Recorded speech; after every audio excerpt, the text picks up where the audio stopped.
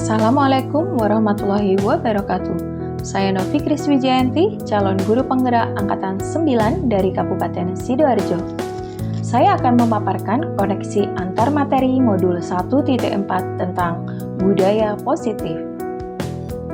Saya akan memaparkan keterkaitan materi modul 1.1 tentang filosofi Ki Hajar Dewantara, modul 1.2 tentang nilai dan peran guru penggerak, modul 1.3 tentang visi guru penggerak, dan modul 1.4 tentang budaya positif. Tujuan akhir dari filosofi Ki Hajar Dewantara, nilai dan peran guru penggerak, visi guru penggerak, dan budaya positif adalah profil pelajar Pancasila.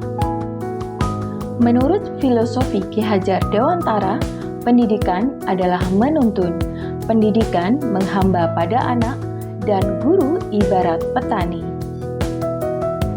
Nilai dan peran guru penggerak. Dari filosofi Ki Hajar Dewantara, maka guru harus mempunyai nilai dan menjalankan perannya agar mampu memberikan pengajaran yang berpusat pada murid. Visi guru penggerak. Dalam mewujudkan suatu perubahan, diperlukan visi dan langkah-langkah yang tepat untuk mencapainya. Visi dapat terwujud jika terdapat kolaborasi dengan semua warga sekolah. Oleh karena itu, dalam mewujudkan visi diperlukan langkah konkret menggunakan metode inquiry apresiatif dengan tahapan bagja. Budaya positif. Berdasarkan penerapan tahapan bagja, akan muncul pembiasaan-pembiasaan positif di sekolah yang kita kenal dengan budaya positif. Budaya positif ini akan menimbulkan rasa aman dan nyaman pada murid dalam proses pembelajaran. Budaya positif juga dapat mendorong murid untuk mampu berpikir, bertindak, dan mencipta sebagai proses memerdekakan dirinya, sehingga murid lebih mandiri dan bertanggung jawab. Refleksi pertanyaan, pemahaman atas keseluruhan materi modul budaya positif. Sejauh mana pemahaman Anda tentang konsep-konsep inti yang telah Anda pelajari di modul ini, yaitu disiplin positif, teori kontrol, teori motivasi, hukuman dan penghargaan, posisi kontrol guru, kebutuhan dasar manusia, keyakinan kelas, dan segitiga restitusi. Saya memahami konsep-konsep dalam modul 1.4 budaya positif. Disiplin positif.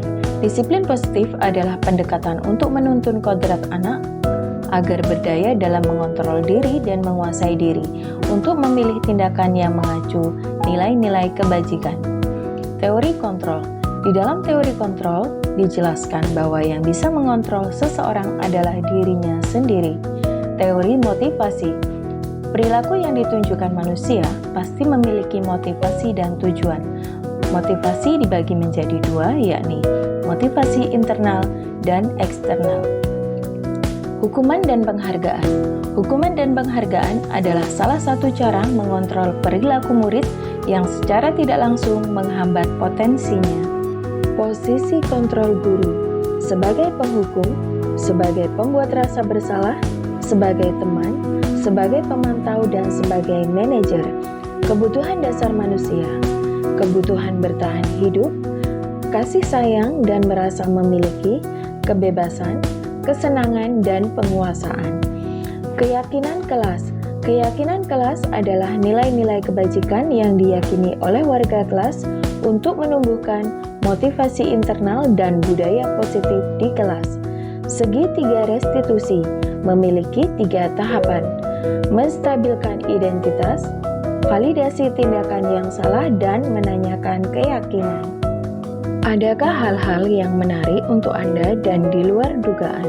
Saat saya mempelajari motivasi perilaku manusia berupa penghargaan, ternyata penghargaan memiliki dampak yang kurang baik untuk murid.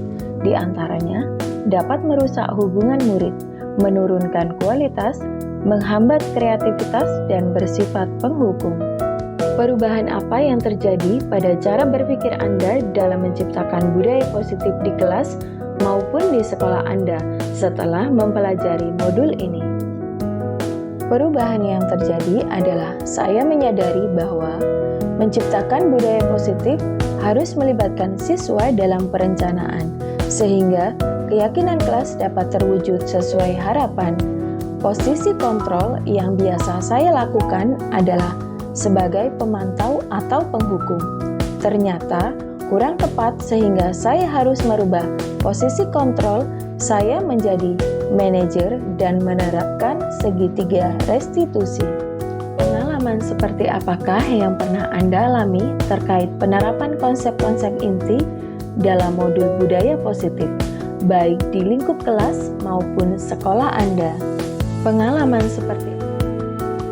yang pernah saya alami adalah saat saya menerapkan posisi kontrol sebagai manajer dalam menyelesaikan permasalahan siswa di kelas dengan menggunakan langkah-langkah segitiga restitusi, namun dalam tahap yang belum sempurna. Bagaimana perasaan Anda ketika mengalami hal-hal tersebut? Saya merasa tertantang dan termotivasi untuk mengimplementasikan penerapan posisi kontrol sebagai manajer dan langkah-langkah segitiga restitusi dalam menyelesaikan masalah, serta akan selalu memperbaiki diri dengan nilai budaya positif.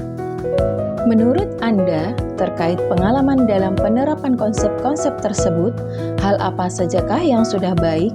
Adakah yang perlu diperbaiki? Hal yang sudah baik adalah penerapan budaya positif sesuai dengan nilai kebajikan yang diyakini. Hal yang perlu dirubah adalah posisi kontrol guru dari penghukum menjadi manajer.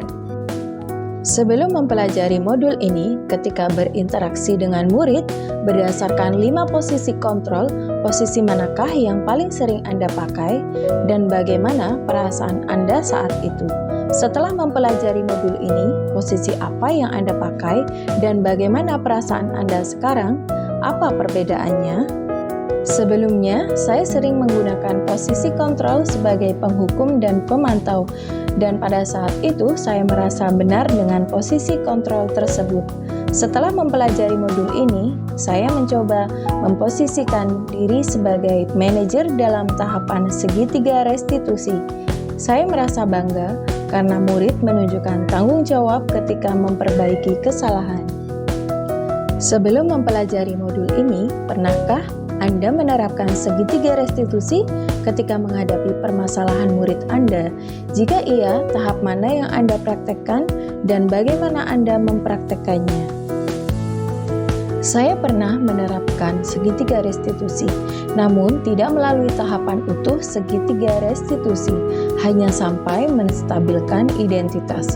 Sebelumnya, saya selalu meminta siswa memperbaiki kesalahannya berdasarkan cara saya, bukan keinginan siswa. Selain konsep-konsep yang disampaikan dalam modul ini, adakah hal-hal lain yang menurut Anda penting untuk dipelajari dalam proses menciptakan budaya positif baik di lingkungan kelas maupun sekolah? Hal yang menurut saya penting dalam menciptakan budaya positif adalah kolaborasi. Dengan kolaborasi semua warga sekolah, maka akan tercipta budaya positif, sehingga dapat menciptakan suasana pembelajaran yang nyaman dan menyenangkan. Demikianlah tadi pemaparan koneksi antar materi modul 1.4 tentang budaya positif. Terima kasih. Wassalamualaikum warahmatullahi wabarakatuh. Salam guru penggerak.